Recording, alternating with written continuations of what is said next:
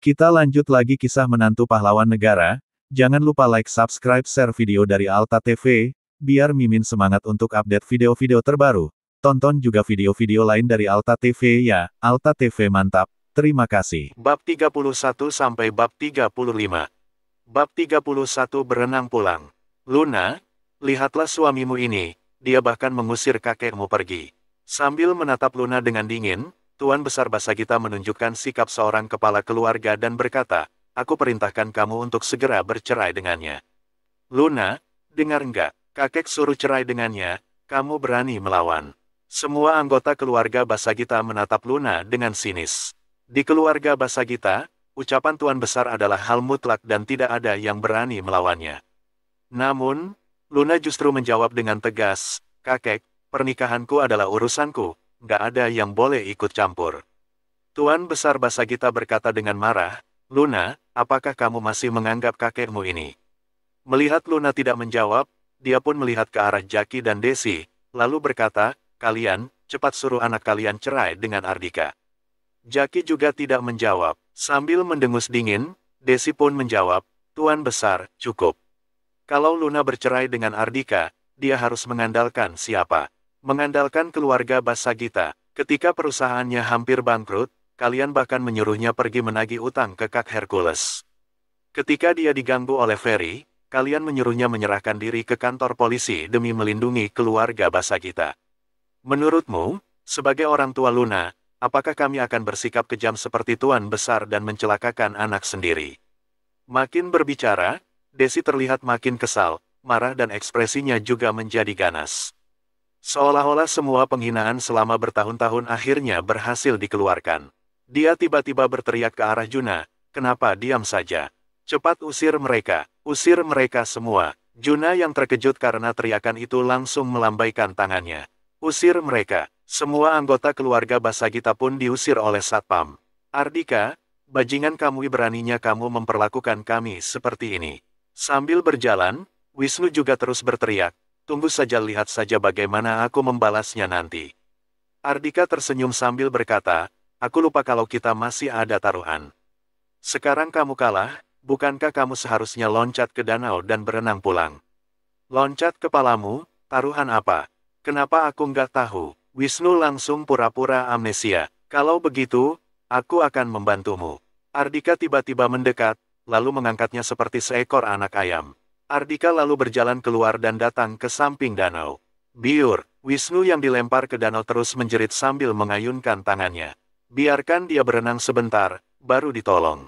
Setelah memberitahu Juna, Ardika pun masuk ke dalam rumah.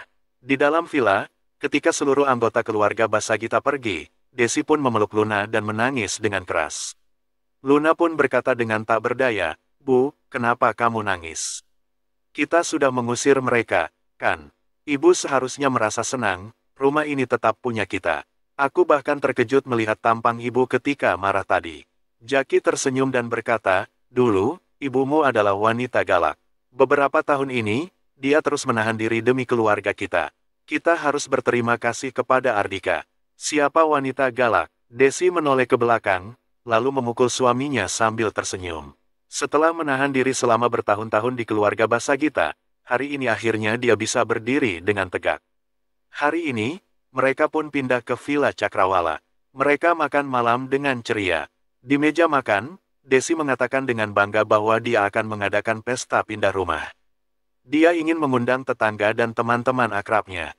Jaki dan Luna tentu saja menolak karena menganggap bahwa Desi sedang pamer. Kenapa memangnya kalau aku mau pamer?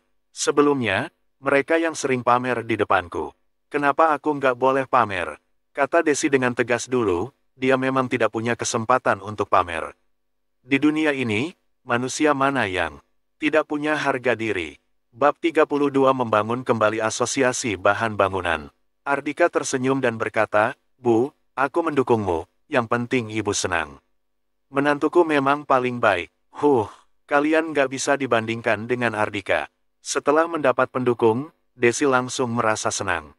Sudahlah, kalau ibu ingin pamer, lakukan saja, kata Luna dengan tak berdaya. Mendengar Desi mengakui Ardika sebagai menantunya, Luna tentu saja merasa senang. Di meja makan, Luna juga bilang kalau dia akan merekrut beberapa karyawan baru untuk perusahaan Jaya Semi. Sebelumnya, banyak karyawan yang sudah pergi dari perusahaan itu, sehingga mereka kekurangan orang. Mulai sekarang, perusahaan Jaya Semi adalah bisnisku sendiri. Aku akan berusaha untuk membesarkan perusahaan Jaya Semi. Selesai berbicara, kedua mata Luna menunjukkan sedikit penyesalan dan kesedihan. Sejak lulus, Luna sudah mulai bekerja di grup Agung Makmur. Dia sudah mengorbankan banyak waktu serta perasaan di dalamnya. Apalagi, menjayakan kembali grup Agung Makmur serta mengembalikan nama baik Jaki merupakan impian Luna. Hanya saja, mereka sudah bertengkar hebat dengan keluarga Basagita. Mulai sekarang, Luna mungkin tidak akan berjodoh lagi dengan grup Agung Makmur. Ardika sepertinya tahu apa yang dipikirkan oleh Luna. Sambil memberikan makanan untuknya, Ardika pun berkata, "Sayang, jangan terlalu dipikirkan. Aku akan membantumu mendapatkan grup Agung Makmur. Hari ini, kita sudah bertengkar hebat dengan kakek. Dia nggak akan membiarkan aku kembali lagi." Sambil berbicara, Luna juga mengambilkan makanan untuk Ardika. Ardika tersenyum dan berkata, "Tenang saja. Kondisi grup Agung Makmur sangat memprihatinkan. Di antara harga diri dan kelangsungan hidup, dia pasti akan memilih kelangsungan hidup." Selesai makan, Ardika pun mencuci piring seperti biasa. Luna mengajak kedua orang tuanya untuk pergi jalan-jalan. Mereka juga bisa membiasakan diri dengan lingkungan sekitar. Hari ini, mereka sibuk pindah rumah, jadi tidak sempat melihat lingkungan sekitar. Selesai cuci piring, Ardika juga membersihkan rumah. Setelah itu, dia baru membuka ponsel dan melihat satu pesan masuk. Berjalan keluar dari villa, Ardika melihat Jessica sedang menunggunya. "Ada apa, Pak Ardika? Hari ini Budi dari keluarga Susanto datang mencari Pak Henry." "Budi menyuruh Pak Henry berhenti melindungi Anda," ucap Jessica dengan sopan. Sampai sekarang, keluarga Susanto masih mengira kalau Henry yang melindungi Ardika. Ardika pun tersenyum dingin sambil berkata, "Bagaimana dengan jawaban Henry?" Pak Henry menolaknya. Budi langsung mengancamnya, lalu mengatakan bahwa dia akan membangun kembali asosiasi bahan bangunan. Setelah itu, grup Sentosa Jaya akan bangkrut. Setelah menatap Ardika dan tertegun sejenak, Jessica pun melanjutkan, "Kemudian, dia akan sekaligus menghancurkan Anda." "Sekaligus menghancurkanku? Apakah aku begitu lemah di mata mereka?" Ardika tersenyum. Sudah saatnya menyerang keluarga Susanto dan memberikan peringatan kepada orang lain yang berniat buruk. Pada saat ini, Ardika pun melambaikan tangannya setelah melihat Luna berjalan kembali bersama orang tuanya. Jessica pun pamit undur diri. "Ardika, aku melihat seorang wanita keluar dari villa, siapa dia?" Setelah pulang, Luna pun bertanya dengan bingung. Dia pernah bertemu dengan Jessica, tetapi Luna tidak mengenalinya karena gelap. "Temanku, kita hanya ngobrol sebentar." Ardika pun mencari alasan, dia tidak bisa mengatakan bahwa Jessica adalah asisten yang diatur oleh Henry, karena takut Luna berpikir terlalu jauh. Meskipun Ardika sendiri tidak memiliki hubungan apapun dengan asisten wanita yang cantik ini. "Teman," Luna tampak curiga, tapi dia tidak bertanya lebih lanjut. Desi pun berkata, "Ardika, aku ingatkan, ya, kamu harus setia dengan Luna, kalau enggak, aku akan mematahkan kakimu, lalu mengusirmu keluar." Ardika yang tidak melakukan apapun hanya bisa tersenyum getir. Namun, dia tetap merasa senang. Ketika ibu mertuanya berkata seperti itu berarti Ardika sudah diakui sebagai menantunya. Rumah keluarga Basagita. Tuan Besar Basagita sedang duduk bersama Yanto dan keluarganya. Setelah diusir dari Villa Cakrawala, lalu pulang ke rumah yang tua ini, Tuan Besar Basagita merasa makin jijik dengan rumahnya sendiri. Dia benar-benar ingin tinggal di Villa Cakrawala. Tuan Besar Basagita berkata dengan ekspresi marah, "Wisnu, bagaimana dengan Bambang?" Tuan Besar Basagita mendengus dingin, sepertinya dia ingin segera menyelesaikan masalah ini. Wisnu berkata, "Kakek, 2 hari ini aku terus meneleponnya, tapi nggak diangkat. Aku akan menghubunginya lagi." Tuan Besar Basagita menepuk meja sambil berkata, "Wisnu, cepat hubungi lagi. Nggak peduli berapapun biayanya, kita harus membayarnya." Wisnu terus mengangguk tanpa henti. Bab 33 Kejadian Masa Lalu. Dia segera menghubungi Bambang. Untungnya, kali ini panggilannya tersambung. Wisnu menyuruh Bambang untuk merebut kembali Villa Cakrawala besok. Kalau berhasil, Wisnu akan memberikan bayaran 1 miliar. Bayaran 1 miliar untuk menakuti beberapa orang sudah termasuk tinggi. Villa Cakrawala, itu adalah villa mewah semua satpam grup Bumantara berasal dari perusahaan keamanan yang profesional. Pekerjaan ini sedikit sulit. Suara Bambang terdengar kesulitan dari ujung telepon. Wisnu melanjutkan, Kak Bambang, kamu adalah bawahan terkuat Tuan Jinto. Kalau kamu turun tangan, semua satpam profesional pasti akan kabur. Bagaimanapun kita sudah kenal lama, tolong bantu aku. Baiklah, aku setuju. Kalau bukan karena menghargaimu, aku nggak akan menerima pekerjaan ini. Ketika Wisnu sedang terharu, Bambang tiba-tiba berkata, tapi, bayarannya harus ditambah. Kakek, dia minta 10 miliar.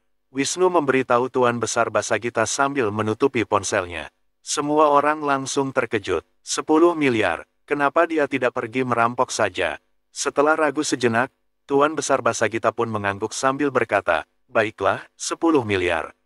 Selama bisa mendapatkan Villa Cakrawala, 10 miliar juga nggak rugi. Setelah mendengarnya, semua orang langsung transfer uangnya. Keluarga Basagita tidak termasuk keluarga kaya, jadi tentu saja mereka merasa sedih ketika harus mengeluarkan 10 miliar. Keesokan paginya, Luna pergi ke kantor setelah sarapan. Hari ini, dia akan mewawancarai beberapa orang. Desi membawa Jaki keluar jalan-jalan dan pergi beli sayur. Ardika tinggal di dalam rumah. Sambil mengerjakan pekerjaan rumah, dia juga bersenandung ria. Cekak, kalau sampai para pemimpin di pemerintahan tahu seorang dewa perang bersembunyi di kota Banyuli untuk menjadi bapak rumah tangga, mereka pasti sangat marah. Pada saat ini, Draco datang. Melihat Ardika sedang mengepel lantai sambil memakai celemek, Draco pun tertawa. Hari ini, Draco menggunakan pakaian santai dan kacamata. Dia takut keluarga Ardika mengenalinya. Setelah memelototinya, Ardika lalu bertanya, hal yang aku minta periksa itu, apakah sudah ada hasil? Ketika Ardika dipaksa masuk militer oleh keluarga Mahasura, Luna sekeluarga langsung mengalami serangkaian insiden. Pertama, Jaki yang memimpin grup Agung Makmur mengalami kecelakaan mobil hingga kakinya patah. Kedua, Desi juga mengalami insiden medis hingga dipecat dari rumah sakit dan menganggur sampai sekarang. Grup Agung Makmur yang besar juga mengalami banyak masalah hingga hancur dan terpecah belah. Sekarang, Ardika sudah kembali. Dia tentu saja harus menyelesaikan semua masalah tersebut agar Luna sekeluarga bisa mendapatkan keadilan. Sudah ada beberapa informasi. Ketika berbicara tentang urusan penting, Draco tidak lagi bercanda. Dia melanjutkan, ketika bos masuk militer, keluarga Mahasura mencari keluarga Susanto di kota Banyuli. Dia menyuruh keluarga Susanto untuk merebut seorang rekan kerjasama dari grup Agung Makmur. Hal itu membuat grup Agung Makmur mengalami kerugian besar. Tatapan Ardika menjadi lebih tajam. Ternyata keluarga Susanto milik Tony adalah pengikutnya keluarga Mahasura. Kalau begitu, Ardika tidak boleh membiarkannya. Setelah itu, banyak bisnis milik grup Agung Makmur yang direbut oleh beberapa keluarga besar. Bisnis utama milik grup Susanto Raya sekarang adalah salah satu bagian bisnis yang direbut dari grup Agung Makmur. Saat itu, banyak keluarga yang ikut mengambil alih bisnis grup Agung Makmur. Intinya, semua itu adalah hasil dari perintah keluarga Mahasura, kemudian berbagai keluarga dan organisasi di kota Banyuli yang menjalankannya. Adapun kecelakaan mobil Jaki serta insiden medis tempat Desi bekerja sudah terlalu lama, bukti yang ada juga sudah dihilangkan. Draco membutuhkan waktu untuk menemukan faktanya. Namun, Ardika menebak bahwa insiden tersebut pasti berhubungan dengan keluarga Mahasura. Kalau begitu, kita akan menggunakan keluarga Mahasura dan keluarga Susanto untuk menemukan semua organisasi yang ikut merebut bisnis grup Agung Makmur, ucap Ardika dengan tatapan dingin. Di luar villa, Jeki dan istrinya baru pulang dari beli sayur. Pada saat ini, sekumpulan preman tiba-tiba mendekat sambil berteriak. Di antara mereka, ada seseorang yang mengenakan seragam satpam kompleks Villa Bumantara yang sedang ditarik rambutnya oleh para preman. Wajah satpam itu sudah bengkak dan terluka parah. Pemimpinnya adalah seorang pria yang mengenakan jaket kulit, anting-anting dan sedang merokok. Di wajahnya ada bekas luka seperti kelabang, yang membuatnya tampak ganas. Dia adalah Bambang, anak buahnya Tuan Jinto. Bab 34 Ketakutan Besar.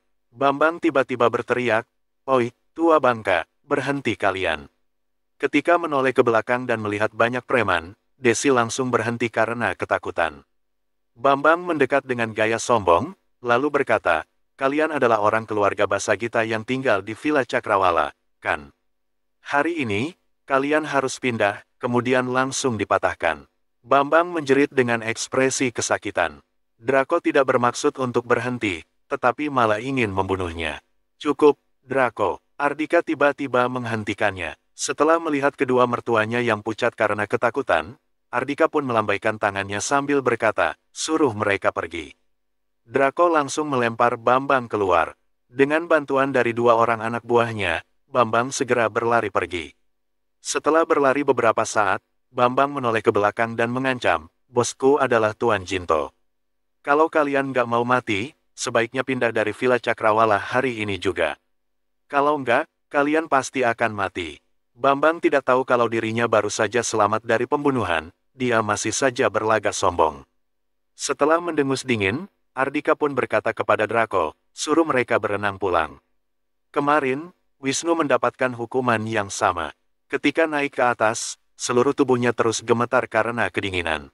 Setelah mengangguk, Draco segera mengejar mereka, kemudian melempar Bambang dan anak buahnya ke dalam danau. Berenang dari sini sampai pintu masuk.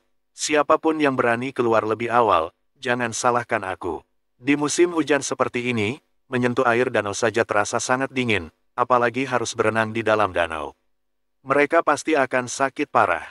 Seketika, suara jeritan terus terdengar dari dalam danau.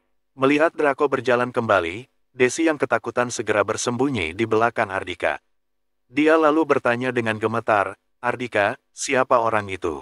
Dibandingkan dengan para preman tersebut, Desi lebih takut dengan Draco yang kejam. Temanku, kita sudah aman, Bu. Ardika menepuk bahu Desi sambil menjawab, Desi kemudian merasa lebih tenang. Namun, ketika mengingat ucapan Bambang sebelum pergi, dia kembali panik. Habislah, mereka itu adalah anak buah Tuan Jinto. Aku dengar Tuan Jinto terkenal kejam di kota Banyuli. Dia sudah mengincar rumah kita, sepertinya kita harus pindah. Bu, ini adalah kompleks Villa Bumantara, Tuan Jinto itu nggak berani bertindak sembarangan. Tenang saja, nggak ada yang bisa menyuruh kita pindah. Bab 35 bertemu lagi di wawancara. Setelah menjelaskan panjang lebat, Ardika berhasil menenangkan ayah dan ibu mertuanya. Setelah masuk ke villa, Desi dan Jaki pun pergi istirahat. Mereka masih ketakutan karena kejadian tadi. Ketika Ardika keluar dari villa, dia melihat Juna berlari kemari bersama beberapa orang. Tuan Ardika, mohon maaf.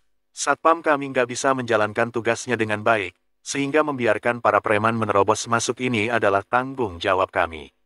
Setelah sampai di hadapan Ardika, Juna terus membungkuk dan minta maaf. Satpam manajemen properti memang nggak berguna, ucap Ardika dengan ekspresi dingin. Beberapa satpam itu bukanlah satpam pria tua seperti di kompleks kecil, melainkan satpam dari perusahaan keamanan yang profesional. Namun, mereka ternyata tidak sanggup menahan para preman. Tuan Ardika, mereka ketakutan karena mendengar nama Tuan Jinto. Aku sudah memberikan perintah kepada para satpam, kalau sampai para preman itu datang lagi, mereka harus menahannya sekuat tenaga. Juna juga tidak berdaya. Kalau berhadapan dengan para keluarga besar, dia masih bisa menggunakan nama grup Bumantara untuk menakuti mereka. Namun, ketika berhadapan dengan para preman yang tidak takut mati, mereka memang tidak berdaya. Nggak usah, mulai sekarang, aku nggak perlu satpam dari manajemen properti untuk menjaga rumah lagi. Ardika melambaikan tangannya, lalu berkata kepada Draco, Draco, coba atur beberapa orang ke tempat ini, tapi kamu harus menggunakan alasan yang tepat. Dengan ekspresi curiga, Juna melihat ke arah Draco.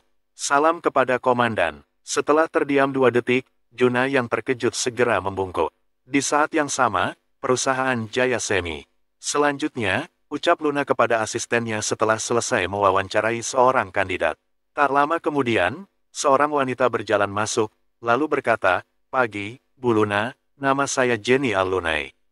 Jenny terkejut melihat Luna yang sedang duduk di depannya. Wajah Jenny juga menjadi pucat. Hari itu, Jenny tidak berhasil mendapatkan postel asistennya Juna. 2 hari ini dia juga tidak berhasil mendapatkan pekerjaan. Ketika melihat iklan rekrutmen perusahaan Jaya Semi, dia langsung datang. Luna, kamu adalah bos perusahaan Jaya Semi. Tanya Jenny dengan ekspresi rumit. Roda selalu berputar, beberapa hari lalu, Jenny masih menghina Luna dan merasa sombong. Namun, sekarang dia malah datang ke perusahaan milik Luna untuk wawancara. Betul Jenny, kamu masih mau wawancara enggak? Setelah sadar dari keterkejutannya, Luna pun bertanya dengan nada datar. Dia tidak memiliki kesan baik dengan Jenny.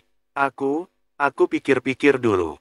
Setelah memaksakan senyuman, Jenny pun berjalan keluar sambil menundukkan kepalanya. Luna hanya menggelengkan kepalanya, lalu melanjutkan wawancaranya. Semua wawancara akhirnya selesai di siang hari. Luna turun ke bawah dan ingin pergi makan. Luna, aku ingin traktir kamu makan di luar. Di lobi, Jenny tiba-tiba menghentikan Luna. Luna menggelengkan kepalanya dan berkata, "Nggak usah, aku akan makan di kantin perusahaan." Jenny tiba-tiba merangkul lengannya dengan ramah sambil berkata, "Luna, kamu masih marah sama aku, ya?" "Aduh, waktu itu aku juga nggak tahu kalau suamimu begitu hebat. Aku juga memikirkan dirimu. Gini saja, biarkan aku traktir untuk minta maaf." Melihat Jenny yang keras kepala, Luna pun terpaksa menyetujuinya. Setelah beberapa menit, Luna dan Jenny sudah duduk di restoran makanan barat yang mewah. "Luna, biarkan aku bersulang untukmu. Sebelumnya itu salahku, aku minta maaf." Jenny memesan 1 botol anggur merah, kemudian menuangkannya ke gelas Luna. "Aku nggak mau minum anggur di siang hari, sore nanti masih ada kerjaan lain." Luna menutup gelasnya dengan tangan kanan. Mendengar ucapan Luna yang tegas, Jenny pun berkata, "Kalau gitu, kita minum jus saja." Luna pun mengangguk. Sambil makan, mereka terus mengobrol. Pada akhirnya, ucapan Jenny yang manis berhasil membuat amarah Luna perlahan menghilang. Setelah itu, Jenny mulai mengeluh.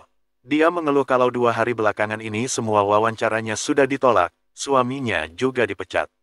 Dia ingin segera mencari pekerjaan untuk menghidupi keluarganya. Luna yang baik hati tentu saja merasa kasihan. Dia merasa kalau tindakan Jenny sebelumnya juga terpaksa, sehingga mulai merasa iba dengan Jenny. Siapa sangka, Jenny sedang menurunkan kewaspadaan Luna.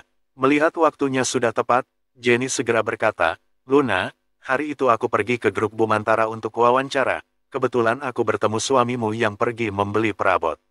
Di sampingnya ada seorang wanita, waktu itu aku kira wanita itu kamu." Bersambung.